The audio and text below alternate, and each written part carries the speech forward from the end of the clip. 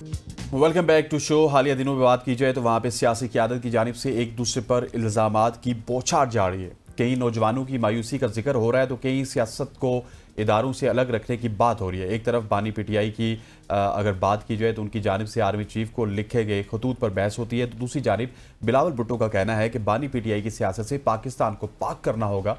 नवाज शरीफ के हामी लीडर मुल्क में उनकी तरक्याती पॉलिसीज का जिक्र कर रहे हैं, जबकि खैबर पख्तूनख्वा में तहरीक इंसाफ की साबका हुकूमत की कारकर्दगी पर सवालात उठ रहे हैं। इसी दौरान परवेज खटक की सियासत में भी वापसी का ऐलान है। और अहम पेशरफ्त इस हवाले से आज हमारे साथ कौन मौजूद है जी? हमारे साथ जी मौजूद होंगे सीनियर सहाफ़ी, सीनियर तज्जिया निगाह शौकत पराचा साहब ने हमें ज्वाइन कर लिया है, जो इन पर हमें बताएंगे और अपना तज्जिया पेश करेंगे। शौकत साहब, सबसे पहले तो आपको गुड मॉर्निंग कहते हैं। सुबह सुबह आपको हमने तंग किया, तो ये बताएं सबसे पहले, जिस तरह से हसनैन ने कहा, वैसे तो हमें बहुत से पीटीआई के रहनुमा ये दावा करते हुए नजर आते हैं कि जो खान साहब हैं वो आइन कानून और मुल्की बका की जंग लड़े हैं, लेकिन जो एक धड़ेबाजी है पीटीआई के अंदर वो खत्म होने का नाम नहीं ले रही है। सलमान अकरम राजा को देख लें, फिर उसके बाद शेर अफजल मरवत को देख लें, उनका तो एक जुमला फिर से मशहूर हो गया कि मुझे क्यों निकाला।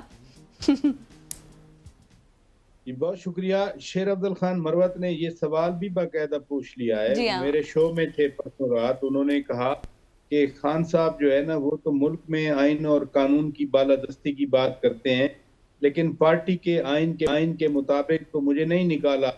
पार्टी के जो कॉन्स्टिट्यूशनल प्रोसीजर हैं पार्टी के, उसके मुताबिक तो मुझे नहीं निकाला गया। वो तो सलमान अकरम राजा साहब की सेक्रेटरी जनरलशिप पे सवाल उठाते हैं कि फिरदौस शमीम नकवी जो है वो एडिशनल सेक्रेटरी जनरल हैं, वो नोटिफिकेशन देते हैं, तो सलमान अकरम राजा साहब कैसे निकाल सकते हैं? लिहाजा जो तदादात हैं पीटीआई में, वो ऑर्गेनाइजेशनल लेवल पर या उनके फंक्शनल लेवल पर, और वो बिल्कुल जाहिर हो रहे हैं इस अंदरूनी चपकलश की वजह से।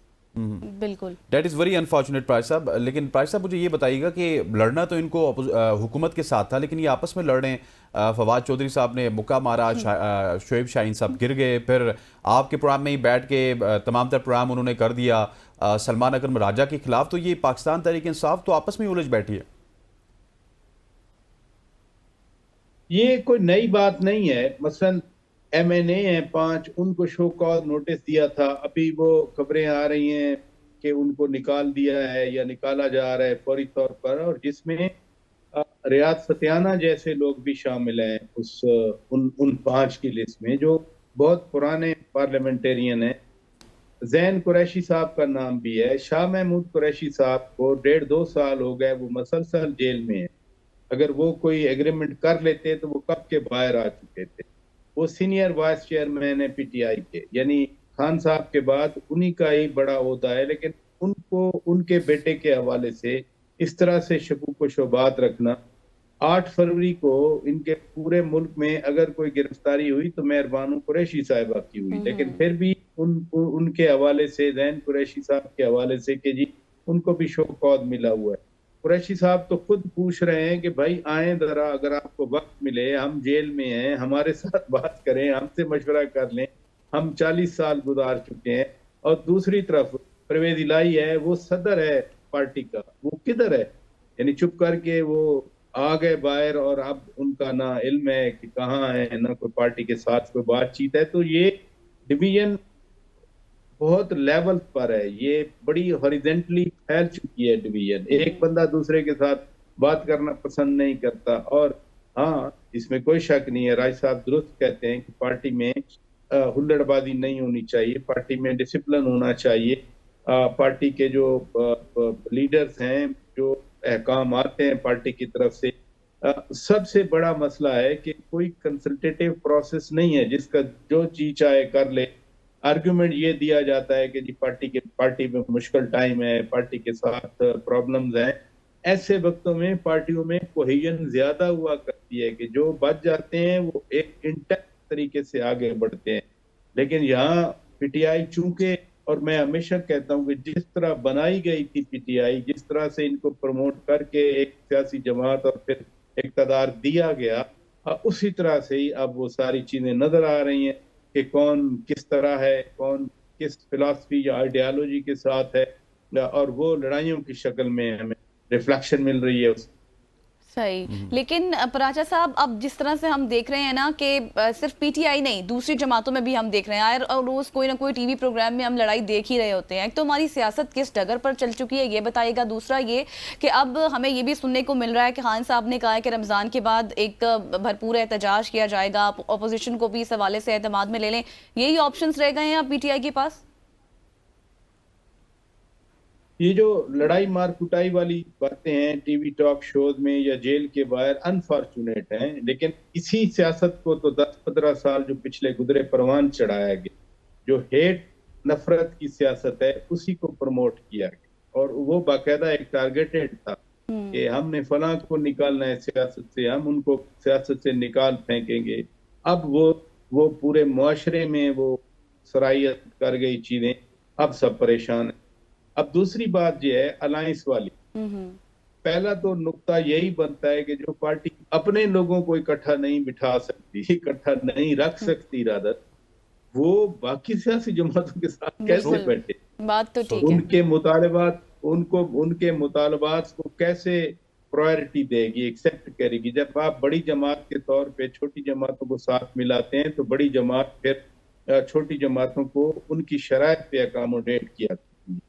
तो यहाँ तो सबसे बड़ा मसला ये है कि अपनी पार्टी वाले लोग भी खान साहब से एक बात तय करके आते हैं और उनको खुद भी यकीन नहीं होता कि खान साहब कल इसी बात पे कायम रहेंगे या नहीं रहेंगे। तो फिर मौलाना फजलुर रहमान साहब हों या हाफिज नईमुर रहमान हो या दीगर अपोजिशन के लोग हों, उनको आप पे ट्रस्ट कैसे रहेगा कि जो आप तय करेंगे? तो ये सिर्फ हुकूमत पर दबाव ही आप समझते हैं? लेकिन पराज साहब, एक कतक कलामी माजरत, मुझे सिर्फ इतना भी बता दीजिएगा कि अब लेट सपोज फजलुर रहमान साहब हैं, शायद खाकान अब्बासी हैं, नईम अमीर जमात इस्लामी हैं, अब ये क्या खान साहब का वेट करेंगे? खान साहब जो डिसीजन देंगे उसके बाद ये अमल करेंगे? इनकी तो अपनी भी राय होती है, ये तो जेल के सिग्नल का वेट नहीं करेंगे। तो ये अलायंस अगर बन भी गया तो फिर ये किस तरह आगे चलेगा?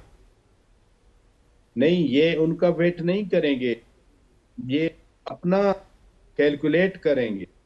और अभी 2-3 दिन पहले मौलाना फजलुर रहमान साहब तकरीर कर रहे थे कहीं, मैंने खुद सुनी ये बात। वो कह रहे थे कि हम इन चीजों को तहरीरी तौर पर ले आएंगे पेपर पे। इसका क्या मतलब है? कि हमें रिटर्न दें, हम बाकायदा चीजों को पेन डाउन करेंगे, आपके भी साइन होंगे, हमारे भी साइन होंगे, और पब्लिक डॉक्यूमेंट किया जाएगा कि ये चीजें तय हो गई हैं, इसके बाद जो है ना हम आगे बढ़ेंगे। पर आचा साहब, धोखा ही ना हो जाए फिर से मौलाना फजलुर रहमान के साथ, क्योंकि पहले हुकूमत ने भी तो किया, वो यही रोना रो रहे होते हैं कि पहले उन्होंने भी वादे पूरे नहीं किए। इसलिए तो मौलाना साहब अपनी शराइत अभी दे रहे हैं ना। अगर उनकी खान साहब की बात माननी होती तो फिर तो पहले दिन से जब खान साहब ने कहा था ये भाग के चले जाते ना, बैठ जाते। नहीं, अब शायद खाकान अब्बासी साहब की जमात हो, अवाम पाकिस्तान पार्टी या JUI हो या जमात इस्लामी हो या दीगर हो, वो अपने तहफ़्फ़ुज़ात के साथ ही बैठ रहे हैं, अपने तहफ़्फ़ुज़ात को टेबल पे रख रहे हैं, अपनी रिजर्वेशन को सामने रख कर वो बातचीत कर रहे हैं, और इसलिए कोई ग्रैंड अलायंस बन नहीं पा रहा, वरना तो कब का बन गया होता।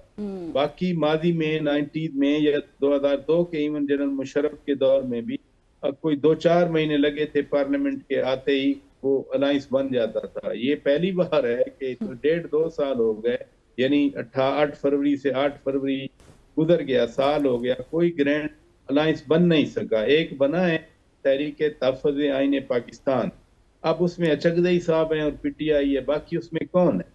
इसलिए ग्रैंड अलायंस बनाने के लिए PTI को पहले तो अपनी सफ़ें दुरुस्त करना है, फिर जो ट्रस्ट है खोया हुआ वो इन्हें बहाल करना है कि नहीं, जो हम आपके साथ चीजें तय करेंगे हम उन्हीं चीज़ों को आगे बढ़ाएंगे। बिल्कुल ऐसे। अच्छा प्राज साहब, आपकी मौजूदगी का फ़ायदा उठाते हुए, क्योंकि आपकी फॉरेन अफेयर्स के ऊपर भी नज़र होती है, KP गवर्नमेंट ने कोई अफगानिस्तान के साथ मुज़ाकरात के लिए टीम भी बनाई है, या फिर वहाँ पे बंदे भेजने के ऊपर वो गौर कर रहे हैं, जिसके ऊपर तशवीश का इजहार इस्लामाबाद में तो किया जा रहा है। क्या ये उनका इकदाम ठीक है, या प्रोटोकॉल्स की तो बहुत ज़्यादा खिलाफ वर्जी कर रहे हैं?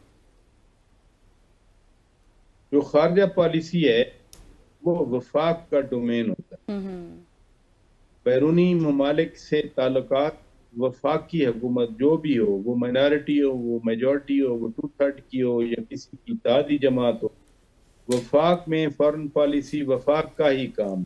इस तरह सिक्योरिटी पॉलिसी जो है वो यानी डिफेंस ऑफ योर फ्रंटियर्स, वो वफाक का ही जिम्मेदारी होती है। चूंकि ये अजीब पार्टी है, जो भी किया उन्होंने वो एक एग्जिस्टिंग नॉर्म्स जो प्रिंसिपल्स हैं उनके खिलाफ ही किया। तो ये एक सूबा अगर फॉरेन पॉलिसी चलाएगा, कल को बलूचिस्तान हुकूमत और पॉलिसी कर दे, वही अफगानिस्तान है, यानी बॉर्डर लगता है बलूचिस्तान में भी, वो बॉर्डर लगता है केपी में भी। केपी की हुकूमत कोई अपनी पॉलिसी बना ले और बलूचिस्तान वाले को अपनी पॉलिसी बना के बैठ जाएं, तो मुझे आप खुद बताएं कि नुकसान किसका होगा। वो बलूचिस्तान या केपी का नाम नहीं लिया जाएगा, वो तो पाकिस्तान का नाम होगा कि पाकिस्तान की जो फॉरेन पॉलिसी है उसमें ये डिफॉल्ट्स हैं। इसलिए फॉरेन ऑफिस हो या पाकिस्तान के दीगर इदारे हों, वो बड़े क्लियर हैं कि फॉरेन पॉलिसी हमने परसू करनी है, बाकी जो है बिल्कुल वो ऐसी है। उसके हवाले से मेरे ख्याल है वो केपी को भी भी ख्याल तय रखना करें। चाहिए। शौकत प्राइस साहब हमारे साथ मौजूद थे, सीनियर सहाफ़ी। Sir thank you so much for joining us. ख़वातीन, ये थी सियासत के ऊपर डिस्कशन। यहाँ पे वक्त हो जाता है एक न्यूज़ ब्रेक का। ब्रेक लेते हैं, वापस आएंगे। Stay with us.